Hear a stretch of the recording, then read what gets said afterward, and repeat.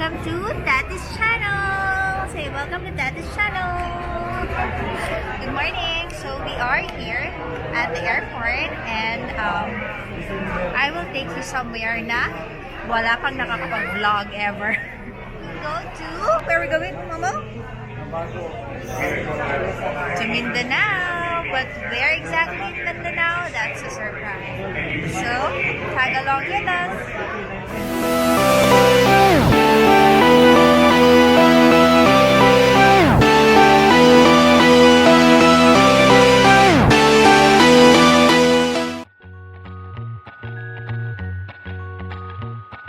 Ladies and gentlemen, we have just landed at Zamboanga International Airport. The Pacific Air welcomes you to Zamboanga. Bienvenido, Zamboanga! Forget the day we met. Your smile so bright, it made me swoon. Our love is like a summer. And when you are in town, please do visit us at Azenith Hotel. I see you all, I can think he's my summer. Hi, good morning! We are here at Zamboanga International Airport and we are waiting for our flight bound to Hello. Say hi. Say hello.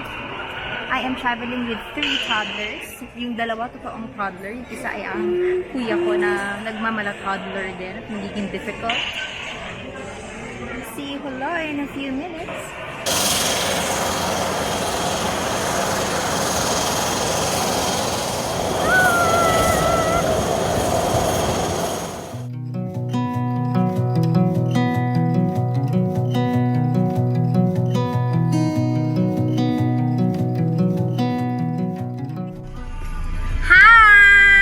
Titas and cousins, hello! So we just landed here in Jolo and this is the fun part. We're going to Panamao! So it's gonna be a fast and furious kind of ride. So yun ang masaya doon. So we'll see. Good luck and let's go!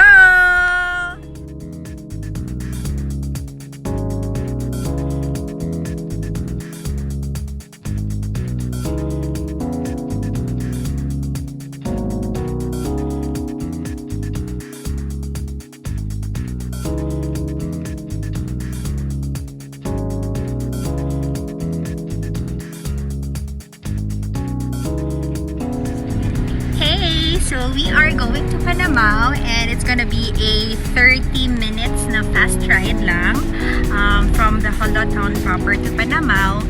Medyo ano siya, off-road ba siya? Hindi ko na po off-road siya but it's gonna be fast kasi usually pag outside of town of Jolo, usually travel in fast na kasi medyo risky if you go slow, right?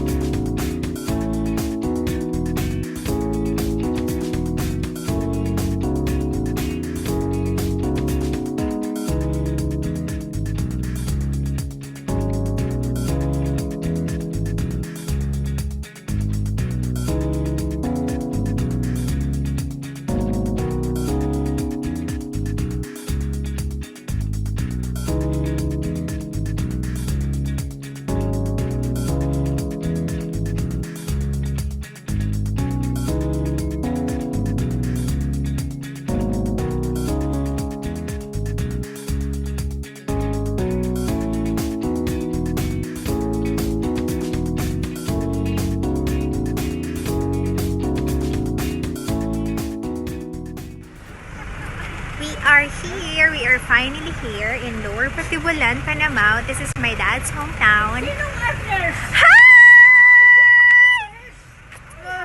This is What's that? Yaki. Here for my cousin's wedding.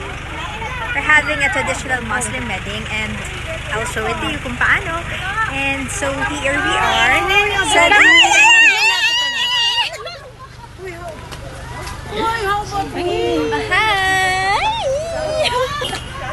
So here we are at my dad's ancestral house. So although I wasn't born and raised here na, my dad's sisters are all here. So this is still home for me. So I'm happy to be here.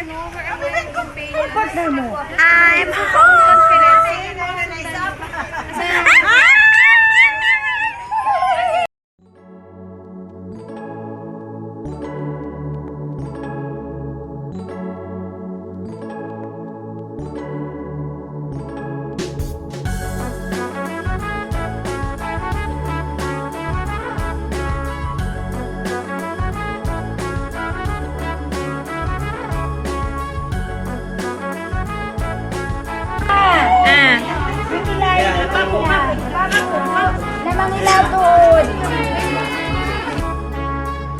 These are the bridesmaids, all glammed up and dressed in their batawi, a traditional Tausug outfit.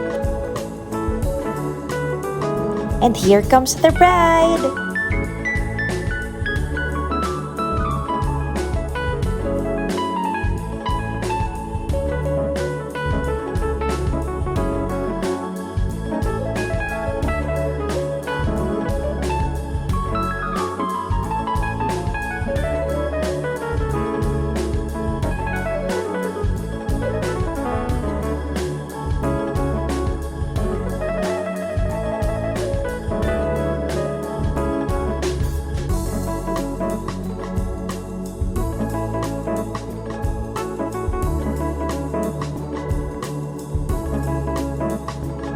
Province Life! Province Life, ang bisita ay Baka! Hi! Hi! So we are here at my dad's ancestral house where the bride also resides. What we'll have this afternoon is the Pug Posada or the Muslim rites. So what usually happens is yung side ng guy, the groom rather, would come here sa bride, and then the Muslim rites happen. Usually kasi it's very informal, sa bahay lang ng bride yun, and it's really a covenant, like a commitment between families. In a Muslim wedding, it's like a merger sa business company wherein families to families get along talaga. So,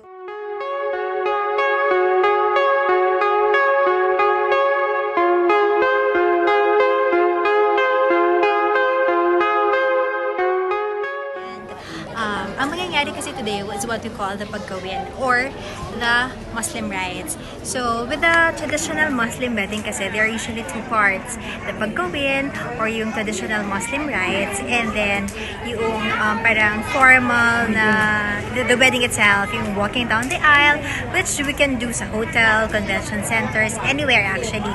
In province dito, we can also do it in our backyards. So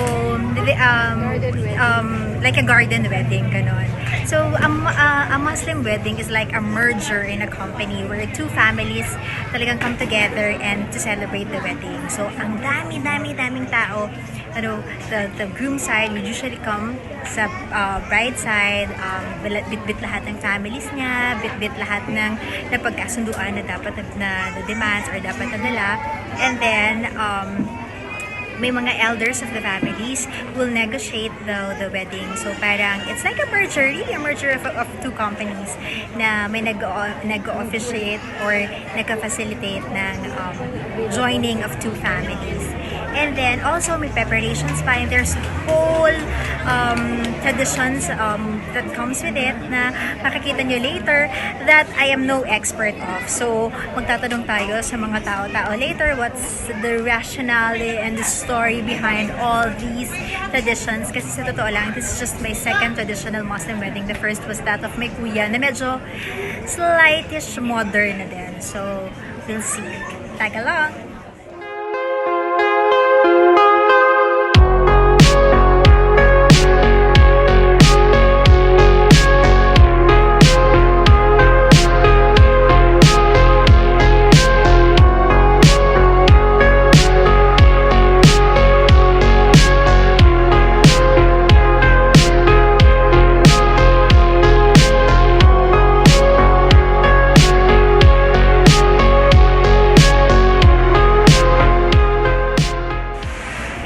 also unique about traditional Muslim weddings is that if you have big families, you can actually do DIY or you can personalize everything. So hindi kailangan ng wedding coordinator, hindi kailangan ng florist and all. You know, each members of the family is very much willing to do each part. So like my mom, ang mami ko ang nagtumata yung wedding coordinator, siya ang nagpatayo ng stage at nag-decorate yung stage dyan. Hindi ko alam na ako pala ang host bukas. It's an ambush work na gagawin ko. And then my cousins, my titas, all of which may parang sari-sariling ambag for this wedding. So that's how it is. Para talagang, yun yun, ingay-ingay pa nila. So that's how it is. It's really like a merger. It's like kung sa kontrata at kung sa negosyo, it's like merging of two companies to launch a product. Ganito yun. Ganito ang Muslim wedding sa amin.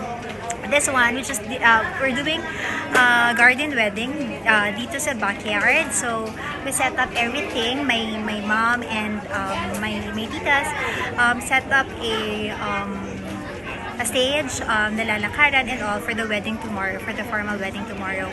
What's happening inside now is the pagkawin, wherein the bride is being prepped and also like the elders of the family are officiating it, reciting of some prayers and like kung ano yung pinagkasunduan of two families. There.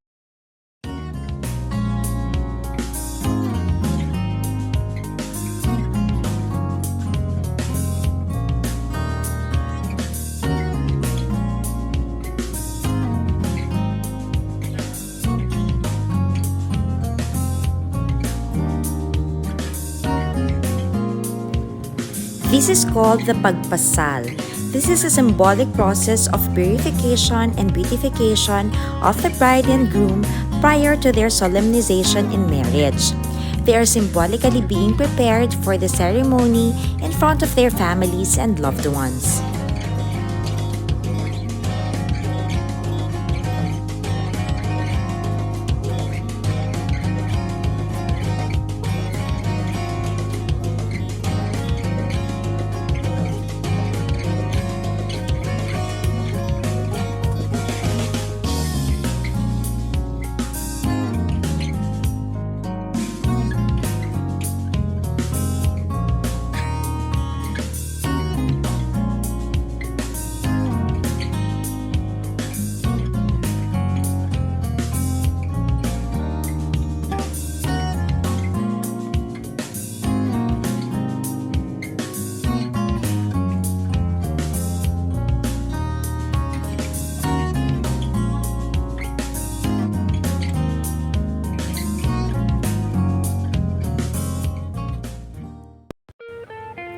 The term Pug Posada has been taken from the plant pasal, whose pink flower is traditionally used to color the bride's nails and hands.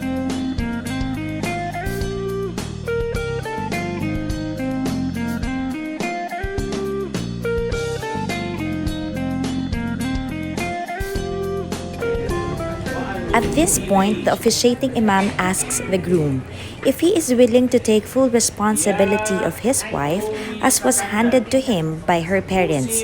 He responds with a confident Inshallah, which means if God's will so.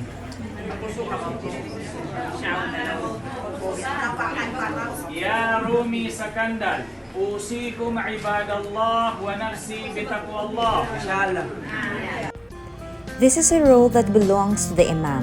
After he has made his traditional prayers, the imam starts the process by making his right foot stand on its calcaneus and tells the groom to do the same with his right foot and oppose it to the imam's in a soul-to-soul position, in such a way that their big toes are exactly against each other.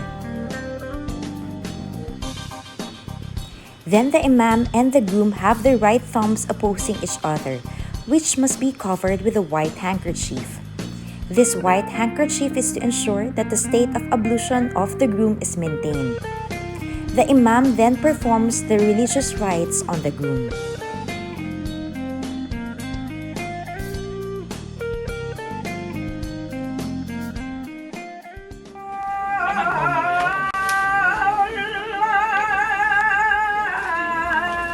This is the pagbaktal or the nuptial touch. The imam guides the groom and his party in marching to the bride's room to perform the pagbaktal. This march is traditionally accompanied with a lulling cantillation or lugu, which by practice is usually the Ibrahim part of the lugu maulud. In the initial phase of this process, the groom's right hand holds a symbol made up of a stick of a cigarette, which has been used to replace the old mama concoction, as his right thumb is guided by the imam to touch the forehead of the bride, who is sitting on the bed with her face turned away from the groom and his party. After each time his thumb touches the bride's forehead, the groom drops the stick of cigarette down the bride's face, which should be picked up and process repeated until touching and dropping of the cigarette stick has been done 3 times. Thereafter, the cigarette is lighted and the bride makes one symbolic puff from it.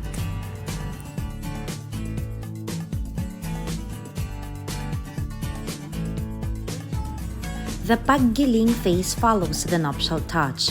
The bride is turned by a lady assigned for it. The purpose is to make the bride face the groom. This is done by turning the bride slightly to the right first, then left. This is done 3 times, and after the 3rd time, the bride should be facing the groom. Then only can the groom touch or kiss his bride.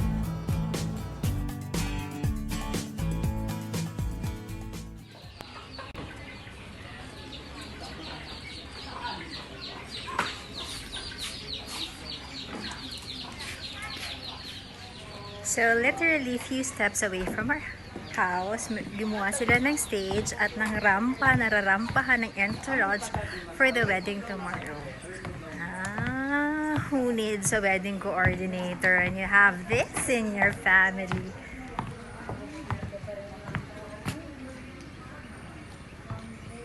So, that's the stage and this is the platform.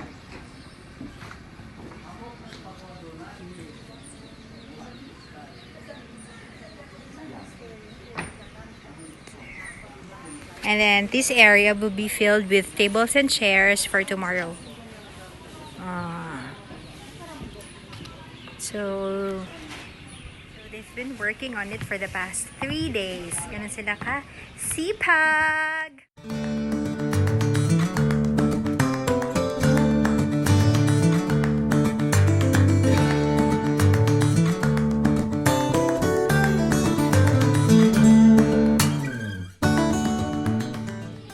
So this is the local Bang Tausug or the famous mga merienda. Usually, we really serve this kapag may events, weddings, or basta may salo-salo, we make this. This is Bang Hantak. Hantak is parang you bang sa table, ganon, hantak.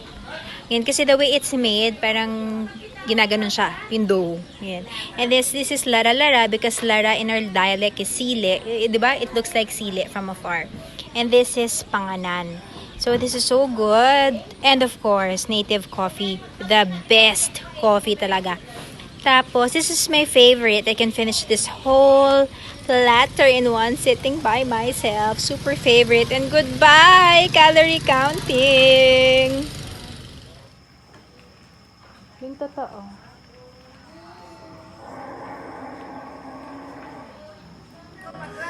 Hi! So it's 1:40 in the morning, madaling araw na, and we're still finishing up the stage.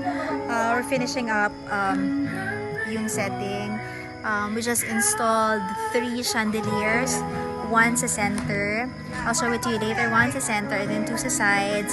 And then we're also finishing the final touches for yung ramp for the entourage. I just finished my script. It's a 5-page script. Napakadami nilang sponsors at flower girls and bridesmaids. And sa wedding kasi sa amin, aside from mentioning the names of the bridesmaids or for the entourage, we also have to say a little profile about them. So talagang it's gonna be a long entourage. Pero ito naman yung masayang part sa Muslim weddings because it's really a family effort. Walang florist, walang coordinators, walang designers. Lahat yan, effort ng family, the titas, the cousins. It's a collaborative effort of everyone. So parang nagiging bonding din. Tingnan mo naman, alas 2 na naman madaling araw, we're still here outside preparing, and we still don't know kung anong oras pa kami makakatulog. So it's super fun. Ito yung nabimiss ko pag mga reunion o kaya pag mga family gatherings. I just wish sana mas buo kami, may mga onti kasing nawala pa, but this is super fun and I'm gonna miss this. Nandito pa ako pero parang feeling ko masasapangks talaga ako if I leave.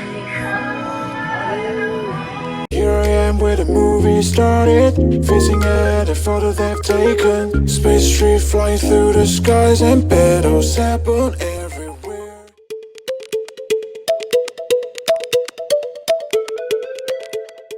Sige. Hi! It's wedding day! So wedding day na and we're wearing our sablay. So this is a traditional Muslim attire that we usually wear for weddings. And then we can have a what do you call that? Ano tawag ito? Sulban. Sulban pa.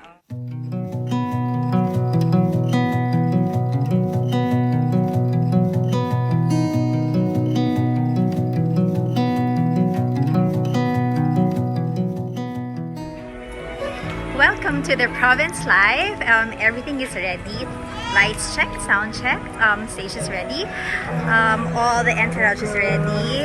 Script done. So all these done within 4 to 5 days. So later yung marching, yung traditional wedding. Although yesterday pa lang considered weds na talaga sila since yung Muslim rites, yung pagkawin was done yesterday. So after pagkawin kasi, they're already considered married couple. So nung may dangal. Hi ma! Hello! Special mention! The wedding coordinators! And the designer, our very own, our Dion Hermosa. I don't mind It's about to start in a few minutes. When it's a small girl problem, o kailangan ng platform for the rostrum. Need a platform for me because I am small and they can't see me sa rostrum. So, ayun, bumubobol-wobol pa yung good luck, hindi ako matalisod dyan. Okay, so we're ready. I am with my co-host. Ayan, si Madam Red. Ready siya. Siya magbubuhat kasi wala na yung pronunciation ko, yung lahat ko, mga lu. Siya na bala. Display lang ako. And here comes the parade of vehicles from the groom side.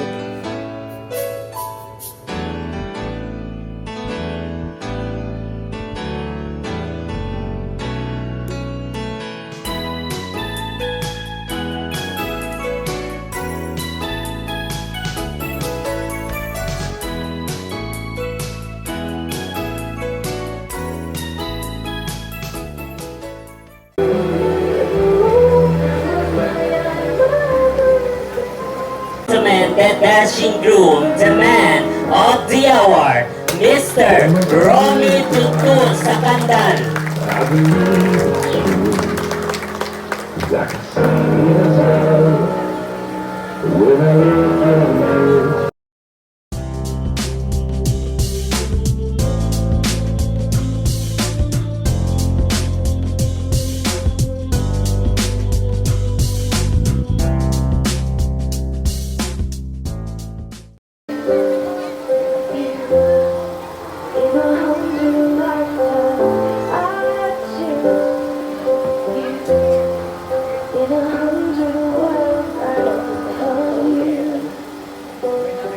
Mama, stay mangut once again, our ravishing bride, Miss Jinsurain Tamang Hamja.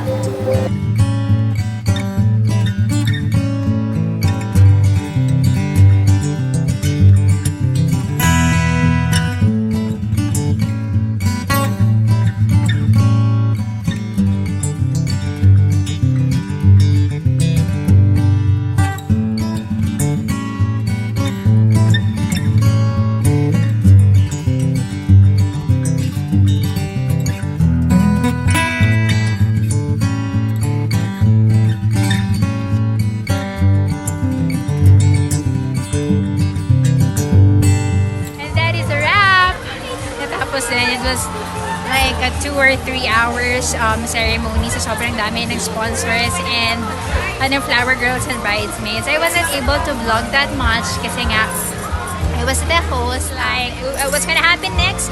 We will have an organ. So it's like a local version of a live band. It's so much fun. Nung una medyo naninibago ako guys because they usually start it dinner time, 7. Actually ngayon they're setting up. I don't know if they're about to start in a few minutes. But they usually started by that time and they end by 5 a.m. the next day. Imagine that, 5 a.m. the next day. So it's Kuyatan, it's a night full of fun, loud music, and then everyone, it's an open house, open door. Everyone is invited, lahat ng kapitbahay, it's like a feast, lahat ng kapitbahay are free to come. Snacks will be served until wee hours in the morning, so you're free to dance, you're free to sing, ganun talaga how they celebrate occasions here, and so much fun, sobrang saya. And then minsan meron pa silang mga own sariling sorsuela. I'll post a clip later so you'll get to see it, but it's so much. I want to show you this because this in our tradition is the wedding cake. Yes, you guessed it right. This is the traditional wedding cake, or what we call the maligay. It's made of rice cake. Ito is ja or para siyang delicacy din to eh. I mean, pastry din to na pina-fry. And then, a lot of goodies here pa. This, hindi ko na alam yung iba. Hindi ako magbabagaling. Hindi ko na alam yung iba. But it looks like empanada. I can see leche flan over there. And more goodies. Plus, the crabs. Actually, yung sa iba, may egg pa yan eh. Pero kahapon ata may mga egg na gano'n na ang paniniwala pa is whoever gets to eat that egg is ikakasal next. Okay? So, yung mga kamag-anak ko, pinagpukuha ako ng egg. Hindi kayo manakain. Okay. So, ito siya, the crabs. I don't know why it's crabs. Siguro dahil, alam ko, siguro dahil, masarap siyang, I mean, there's a native way kasi how to cook crabs here na medyo masarap. So, siguro kaya crabs. But this is really the traditional cake. The traditional wedding cake, yun, mas malaking maligay, mas engrande. But this is not only limited to weddings. Minsan sa birthdays, nagaganito din. Pero bili ako makita in birthdays. Nakita ko weddings and pagtamat, or yung parang once you get to finish reading the whole Quran from cover to cover, you have graduation, an Arabic graduation, or what we call pagtamat. I had that when I was 12 or 13 years old, and I had this back then. So ngayon nakita ko ulit siya, super natuwa lang ako. May kuya when he got married, he also got that, parang 3 or 4 yan. So yan, it's big. It's what we call maligay. Naghahanap ako ng itlog. Sabi ko na hindi pwedeng mawalan ng itlog ang maligay. Ito pala oh, itlog pala sila oh. These are eggs.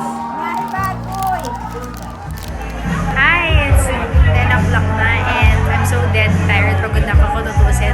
But I cannot resist. Sobrang ingay nila and sobrang parang ang saya pakinggan. So I went out and I was so surprised na nakita ko sobrang daming tao. Talagang dinadayo pala to kahit mga ibang barangay, kahit mga hindi na namin kilala. Talaga pala pumupunta sila sa mga ganito pag merong mga pag-organ. So parang nagiging dating place siya. Yung mga iba dito nagkikita-kita. Parang siya nagiging gimmick place, gimmickan for an evening. So tignan nyo kung gaano sila kadami.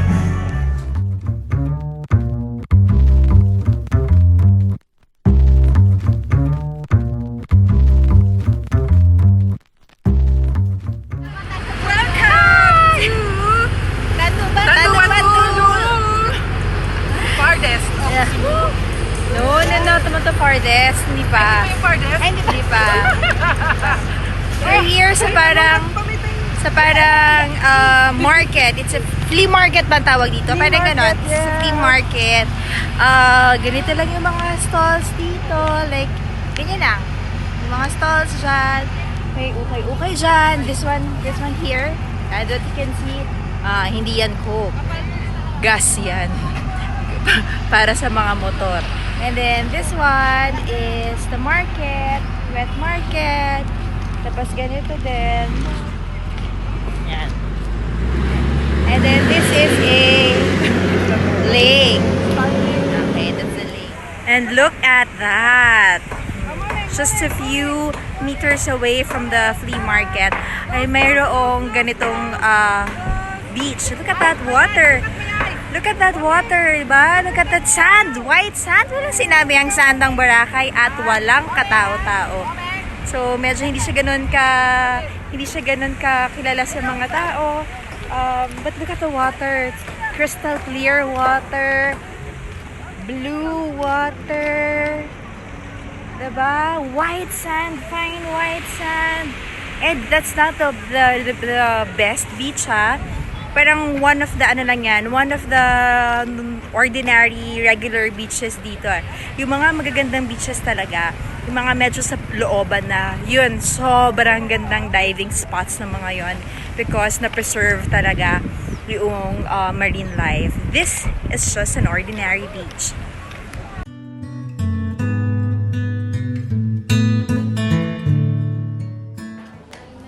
Hey guys! So it's a day after the wedding and now what we're having is the pagtibaw. Pagtibaw, it's actually a gathering, a small gathering when the groom's family comes to the bride's family. Kasi the groom stayed with us. The bride and groom stayed with the bride's family for actually like 3 nights yan. Just para to get along, para the groom could meet everyone in the bride's family. So usually what happens, dun yan sila for 3 days, kilala, chit-chat, the guy tries to get to know everyone, and then there's a pagtibaw like this. Pagtibaw, the groom's side, the groom's family comes to the bride's side, and then may dala silang snacks, afternoon snacks. Usually parang chit-chat lang, get to know a little more after the wedding. Parang two families sharing snacks lang, or usually yung mga kalalakihan, they share parang cigarette sesh, parang gano'n, nag-iossi sila, or kape-kape lang, snacks are served just to get along. That's what we call pagtibaw. It's usually a happy, very light, very positive environment, just to really get along. So I'll show you.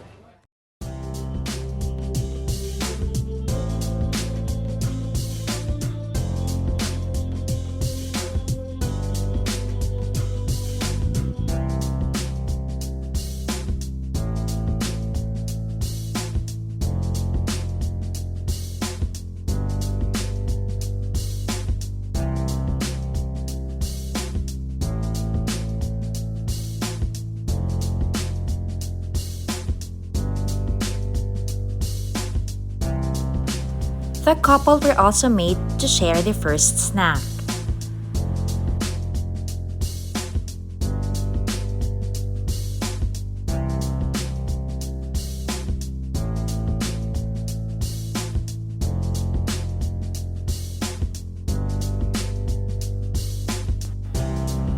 The bride and groom were also taught to play a traditional game by elders.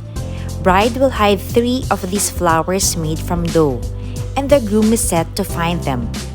Tradition has it that if the groom finds it hard to do so or fail to find them, the bride will always have the upper hand of their relationship.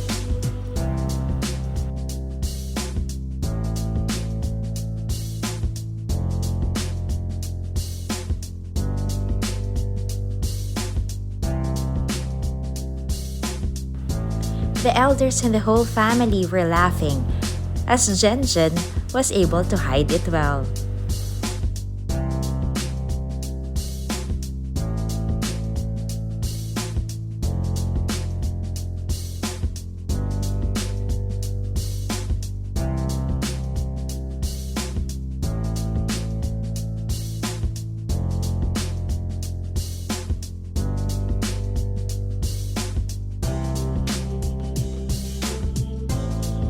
It was taking quite a while, so someone had to help Romy.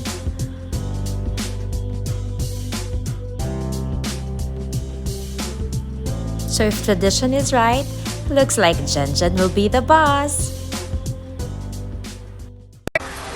So that has been my secret journey, my surprise journey. I took you with me to Panamao Sulu. I'll attach the map ha. Tingnan niyo kung gaano kalayo how it is. So this is my dad's hometown. Although hindi na ako dito lumaki, this is still home for me. This is my roots and I'm so proud. Okay, they're loud and proud na tao Panamao. So thank you for joining with me. It has been a great trip and it has been a great time sharing with you my family and our traditions, our practices. If you like more of these videos, please don't forget to like and subscribe. Please to hit that bell button so you'll be notified whenever I post a new one. Alright? So bye for now. Like and subscribe.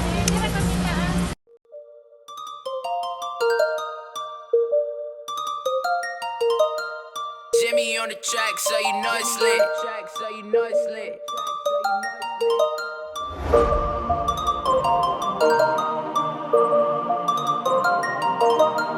Bye, Bubble Boy. Bye, Bubble Boy.